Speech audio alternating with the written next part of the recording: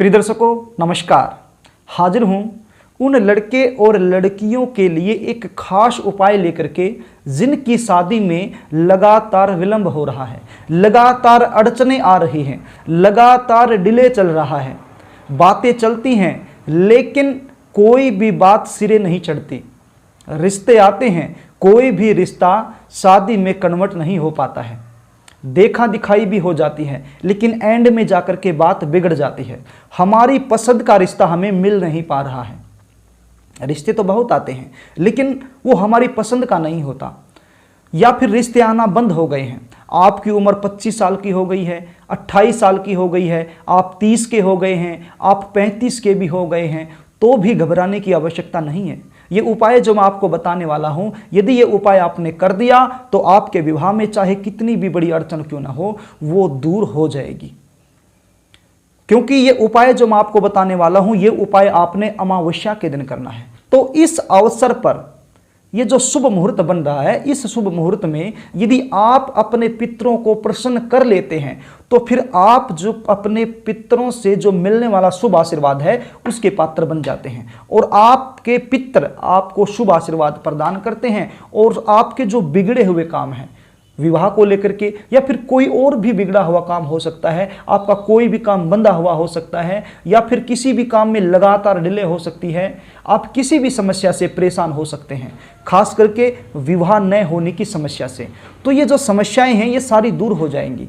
होता क्या है, जन्म कुंडली में कई बार पितृदोष बन जाता है और पितृदोष जब जन्म कुंडली में बन जाता है तो किसी भी कार्य में सफलता पाने के लिए बहुत ही अधिक संघर्ष हमें करना पड़ता है और फिर भी वो कार्य पूरे नहीं हो पाते हैं। तो प्रिय दर्शकों, अब आप उपाय को थोड़ा सा ध्यान से सुन लीजिए। जो विधि विधान तरीका मैं आपको बताने वाला हूं, उसी तरीके से यदि ये उपाय आप करेंगे तो ही आपको इसका शुभ फल देखने को मिलेगा। नहीं तो बाद में आप ये कहेंगे कि सर आपने अमावस्या के दिन का जो उपाय बताया था उसका लाभ हमें मिला नहीं है। यदि आप इसी तरीके से करेंगे, वीडियो को ध्यान से देखेंगे, प्रत्येक चीज को समझेंगे तो ही आपको लाभ मिलेगा। और बहुत ज्यादा कठिन नहीं है, बड़ा ही आसान तरीका है। बस 2 मिनट आप इसको ध्यान से सुन लीजिए। आपने अमावस्या के दिन सुबह सुबह जल्दी उठना है। जल्दी उठ करके नहा धो करके जो भी आप क्रियाएं करते हैं, पाठ पूजा करते हैं, वो सब कर सकते हैं। सारी चीजें करने के बाद आपने अपने घर में खीर बनानी है, चावल और दूध की खीर बनानी है। जो पूजा रूम है उसकी जो दक्षिण दीवार है, उस दक्षिण दीवार की तरफ, बिल्कुल उस दक्षिण दीवार के सहारे एक चौकी आपने रख देनी है। चौकी कोई भी हो सकती है, प्लास्टिक की चौकी हो सकती है, काठ की चौकी हो सकती है। ये चौकी रखने के बाद इस चौकी पर सफेद रंग का कपड़ा आपने बिछा देना है। कोई भी सफेद रंग का कपड़ा आप इस पर बिछा दीजिए और उस सफेद रंग के कपड़े के ऊपर आपने अपने पूर्वजों की तस्वीर रखनी है। जिसकी भी आप पूजा करते हैं, आपके जो पूर्वज हैं उसकी तस्वीर आप रख लीजिए। अब पूर्वज की तस्वीर रखने के बाद आपके पास गंगा जल भी होना चाहिए। गंगा जल से जो पूर्वज की तस्वीर है उस पर छिटा दीजिए, उसको सफेद रंग के रुमाल से साफ कीजिए, तिलक कीजिए, यज्ञोपवीत आप वहाँ पर छोड़िए। जो आपके पूर्वज हैं उनके चरणों में यज्ञोपवीत रख दीजिए। आप सफ़ेद रंग के फूलों की माला तस्वीर को पहना सकते हैं। सारी पूजा जो भी आप करना चाहते हैं वो कीजिए। सारी पूजा करने के बाद आपने एक माला लेनी है अपने हाथ में। रुद्राक्ष की माला हो सकती है, चंदन की माला हो सकती है, कोई भी माला आप ले लीजिए और एक मंत्र का जाप करना है। ये मंत्र का जाप ही महत्वपूर्ण है। ये मंत्र का जाप ही आपके सिर से पितृदोष को हटाएगा, जो पूर्वजों का आशीर्वाद है वो दिलाएगा। ओम देवता भय पितृभ्यश्च महायोगी व एव च नमः स्वहाय सवधाय नित्यमेव नमो नमः। इस मंत्र का जाप आपने 108 बार करना है।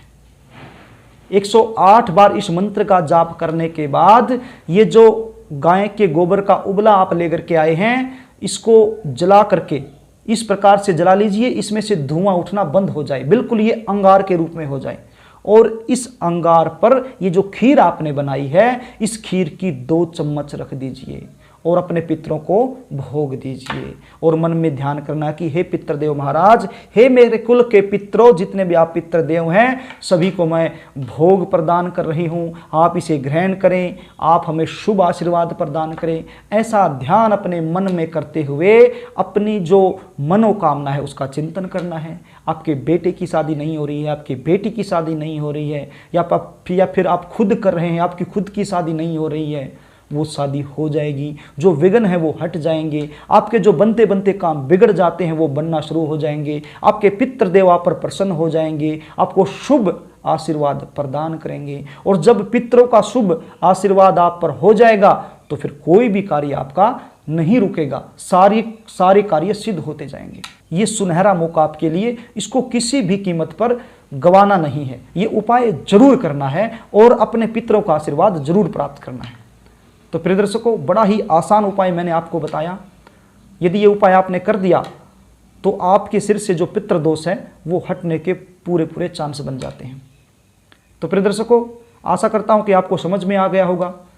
यदि फिर भी कोई चीज़ें समझ में ना आए तो कमेंट बॉक्स के आप सहारे मुझसे पूछ सकते हैं, मैं रिप्लाई देने की पूरी कोशिश करूंगा। यदि आप अपने बच्चे की जन्म कुंडली का विश्लेषण मुझसे करवाना चाहते हैं तो फिर आप स्क्रीन पर दिए गए नंबरों से मुझसे संपर्क कर सकते हैं, या फिर स्क्रीन पर दिए गए व्हाट्सएप नंबर पर date of birth, birth time, birth place, ये तीनों चीज़ें आप मेरे पास भेज सकते हैं और जन्म कुंडली का सटीक विश्लेषण मुझसे करवा सकते हैं।